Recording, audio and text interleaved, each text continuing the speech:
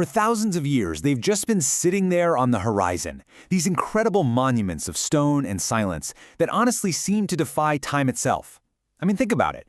They were built by an ancient civilization, a people without iron, without the wheel, without any of the machinery we take for granted. And they leave us with a question that still totally mystifies us today. How on earth did they do it? But here's the thing. To really get the pyramids, you first have to understand the crisis that created them. This isn't just a story about amazing engineering. It's a story about survival. And it all starts with this one powerful question. How does a dying world manage to build an eternal one? Because you see, if you could travel back about 11,000 years ago, the Sahara wasn't a desert at all. It was this lush green savanna, filled with lakes and huge grasslands. But then, a tiny little wobble on the Earth's axis, just a few degrees, shifted the African monsoon. The rains just stopped. And over thousands of years, that green world withered, it burned, and it became the massive, unforgiving desert we know today. Okay, so let's dive into this incredible story. We're going to see how that climate collapse pushed people to the Nile, how they learned to tame that river and build a nation, and then how their obsession with solving the problem of death led to these first attempts at building in stone. After that, we'll get to the absolute masterpiece at Giza, and finally, we'll tune into the whispers and unsolved mysteries that are still echoing from the past.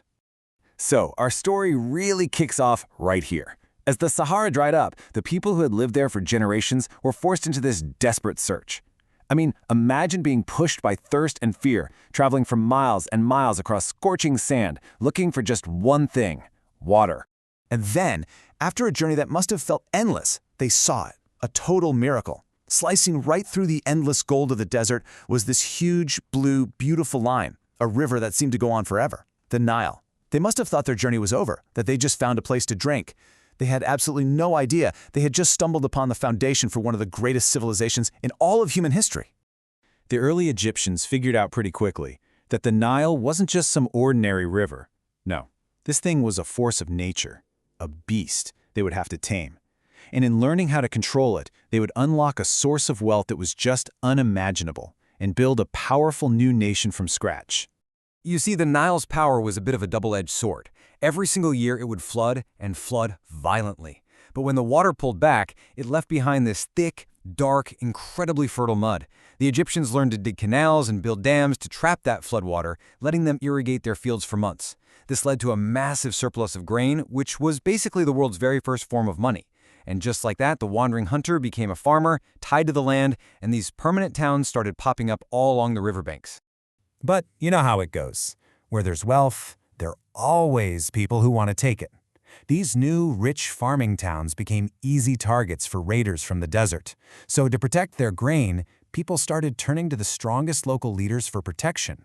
Power started to collect in the hands of a few, and eventually, around 3100 BCE, this powerful ruler named Narmer conquered and united all the lands of Upper and Lower Egypt.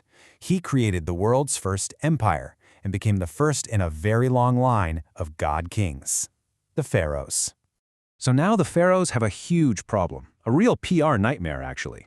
They rule as living gods, but they faced one terrifying, undeniable truth. They were mortal. They got old, they got sick, and they died just like everybody else. So how can a god die? This was a crisis of faith that could have totally shattered their new empire. So they came up with one of the most brilliant mind games in history. They basically launched a new marketing campaign. They declared that the pharaoh doesn't really die. His death is just a transition. He leaves his earthly body behind to go on a journey across the sky with his father, the sun god Ra, so he can keep watching over Egypt from the heavens. But for this whole journey to work, one thing was absolutely crucial. His physical body, here on Earth, had to be preserved, perfectly, forever. And that very need gave birth to the sacred science of mummification. It was this incredibly complex, ritualized process designed to beat decay and create an eternal home for the pharaoh's soul, or his Ka, as they called it, that essential life force that lived on after death. I mean, this wasn't just a burial custom, it was the technology they needed to keep the whole universe in balance and ensure Egypt itself would survive. The process was, well, it was intense. First, the priests would use a hook to pull the brain out through the nose. Then they removed all the internal organs except for one, the heart. They believed the heart was the center of intelligence and the soul, so it had to stay. Then they completely cover the body in a special type of salt called natron for 40 days to dry it out completely. Finally, they anointed the body with sacred oils and resins and wrapped it super tightly in hundreds and hundreds of yards of linen bandages. The pharaoh was now ready for his journey. But look, a perfectly preserved body is only half the solution, right? The mummified pharaoh needed an eternal home, an indestructible fortress that could protect him from grave robbers, wild animals, and just the passage of time itself. Their first attempts were these simple, flat-roofed buildings made of mud brick, called mastabas, and honestly, they were a total bust. The desert winds just wore away the bricks, and thieves could easily dig right through them to steal all the treasure buried inside. They needed a new material, something permanent, something divine. They needed stone. And once they made the switch to stone, wow, the evolution of the tomb was just breathtakingly fast. Around 2670 BCE, this brilliant architect named Imhotep, who worked for Pharaoh Djoser, had an idea. Why not stack 6 mastabas on top of each other? The result was the Step Pyramid, the world's first massive building made entirely of stone. Then, about 60 years later, Pharaoh Sneferu wanted a true, smooth-sided pyramid. His engineers started building at a really steep 54-degree angle, but the whole thing became unstable and started to crack. Yikes.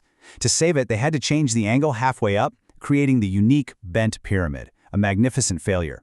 But Sneferu didn't give up. Learning from that mistake, his builders started over nearby, and this time they nailed it, creating the Red Pyramid, the very first successful true pyramid in history. So Sneferu's son, Khufu, he inherited this incredible legacy of trial and error, but he wasn't interested in just building another pyramid. No way! He was driven by this ambition to create something that wouldn't just last forever, but would be an absolute masterpiece of engineering perfection. The scale of this thing is almost impossible to get your head around. The Great Pyramid was built from an estimated 2.3 million blocks of stone. Some of those blocks weighed as much as 50 tons. It stood 481 feet tall, which made it the tallest man-made structure in the entire world for almost 4,000 years. And the logistics behind it were just as incredible as the scale. Okay, so the main limestone blocks, they were quarried right there at Giza. But the special, super hard granite they needed for the king's chamber, that came from Aswan, 800 kilometers away. They used the Nile's annual flood as a kind of liquid superhighway, floating these massive blocks on barges. And on land, teams of skilled workers, not slaves by the way, that's a common myth, hauled the blocks on wooden sleds, wetting the sand in front to cut down on friction and make the impossible possible. And Khufu's pyramid didn't stand alone. His son, Khafre, built his own pyramid, which was just a little bit smaller right next to his. It often looks taller because it's built on slightly higher ground, and it's actually the only one that still has a little cap of its original polished white limestone at the very top. And then Khafre's son, Menkaure, built the third and smallest of the Great Pyramids, completing that iconic Giza trio we all know today. But here's the great irony. For all their mathematical genius and their colossal size, the pyramids were designed for one single purpose: protect the pharaoh's body and his treasure.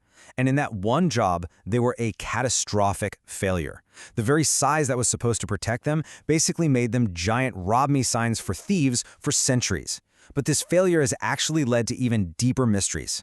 Because when modern explorers finally broke through the sealed chambers of the Great Pyramid, they found nothing. The granite sarcophagus in the king's chamber was empty. It was open. There was no mummy, no treasure, not even a single hieroglyphs to definitively say Khufu was here. All that incredible effort. And for what? A perfectly built, empty stone box. Why? And that emptiness has fueled all the questions that haunt us today. Some researchers have pointed out that the layout of the 3 Giza pyramids is a perfect mirror of the 3 stars in Orion's belt. Is that a coincidence, or is it a map to the heavens? Modern scans using cosmic rays have found a huge, undiscovered void inside the pyramid, a hidden chamber as big as an airplane, but we have no way to get to it. And when tiny little robots were sent up these narrow shafts, they were stopped by mysterious sealed doors with copper handles. And of course, the biggest question of all, if he's not in his pyramid, where is the mummy of Pharaoh Khufu? So you think about it. They are born from a climate disaster, built with his divine ambition, and engineered with a genius that still just blows our minds. They were tombs that failed, yet they are monuments that have succeeded beyond their creator's wildest dreams. And so we're left to wonder, after 4,500 years of standing in silent witness to history, what other secrets are the pyramids still waiting to tell us?